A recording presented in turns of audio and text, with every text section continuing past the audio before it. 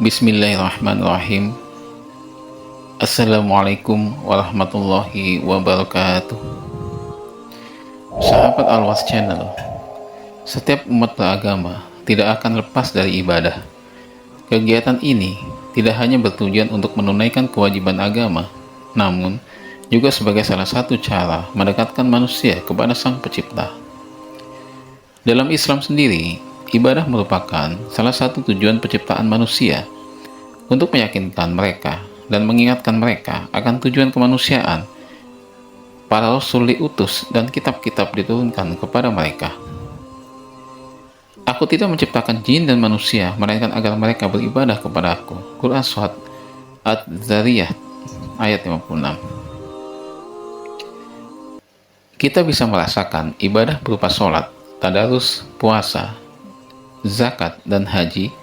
Hal ini tidak salah, namun bentuk ibadahnya tidak terbatas pada bentuk-bentuk yang disebutkan di atas, sebab ibadah mempunyai cakupan yang luas. Mengutip muslim.co.id, secara umum para ulama membagi ibadah tersebut menjadi dua kelompok, yakni ibadah mahdah dan ibadah ghiru mahdah.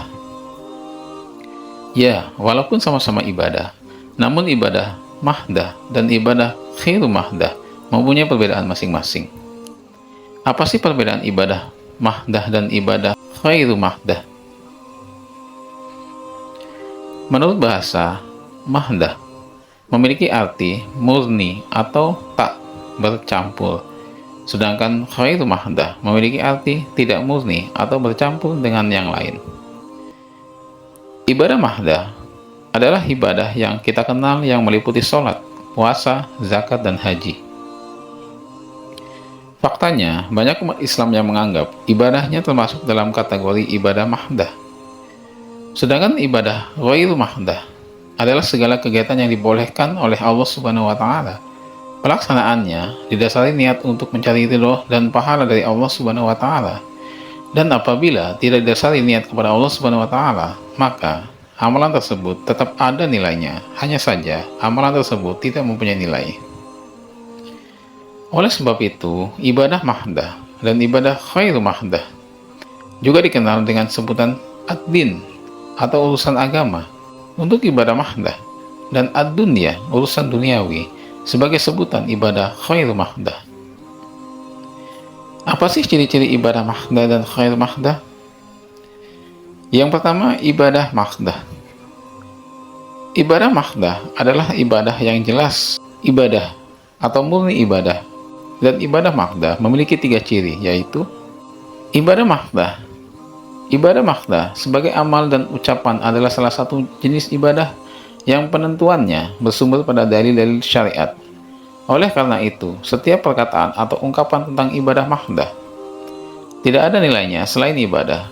Dengan kata lain, nilainya tidak bisa netral, atau bisa jadi ibadah, bisa juga bukan.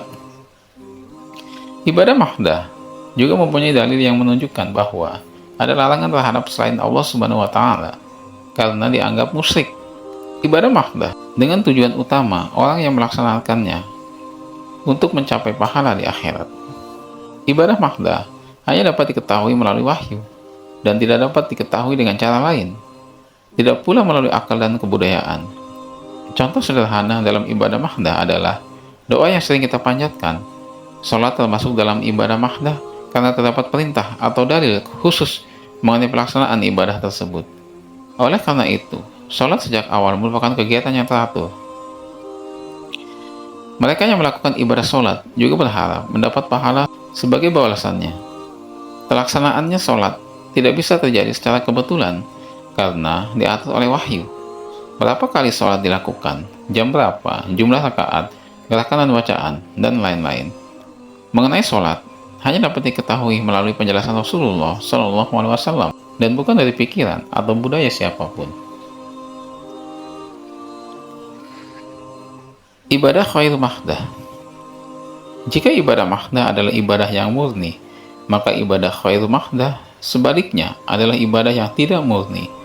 Ciri-ciri ibadah ghiru mahdah juga berlawanan dengan ibadah mahdah, antara lain sebagai berikut. Perkataan atau perbuatan dalam beribadah ghair mahdah awalnya bukanlah ibadah. Namun, status bisa berubah menjadi ibadah jika melihat dan mempertimbangkan niat orang yang menjalankannya. Tujuan utama dari perbuatan tersebut adalah untuk memenuhi kebutuhan pekerjaan atau duniawi, bukan untuk mencapai pahala di akhirat. Perbuatan tersebut bisa saja diketahui dan bahkan diketahui meski tanpa adanya wahyu dari para rasul. Contoh kecil dari ibadah khairul mahdah adalah ketika makan. Seperti yang kita tahu, makan bukanlah ibadah khusus dan bahkan menjadi kebutuhan kita sehari-hari. Kita bisa makan kapan waktu, baik ketika lapar ataupun tidak. Apa yang dimakan pun bisa makanan apa saja, kecuali yang sudah diharamkan. Namun, amalan makan kita bisa menjadi ibadah, bahkan dianggap pahala bila kita memadukannya dengan sesuatu yang baik. Misalnya, kita niat makan agar cukup sehat untuk menunaikan ibadah wajib seperti sholat atau jalan kaki ke masjid. Makan juga bertujuan untuk memenuhi kebutuhan dasar kita. Dalam proses ini, kita tidak memerlukan wahyu untuk makan, karena tanpa wahyu pun kita sudah mengetahui pentingnya makan dan sangat perlu makan. Demikianlah penjelasan tentang ibadah mahdah dan khairul mahdah. Mudah-mudahan dapat dipahami dan dimengerti, dan insya Allah menjadi bermanfaat dan bertambahnya amal soleh. Amin ya rabbal alamin. Wallahu alam. Assalamualaikum warahmatullahi wabarakatuh.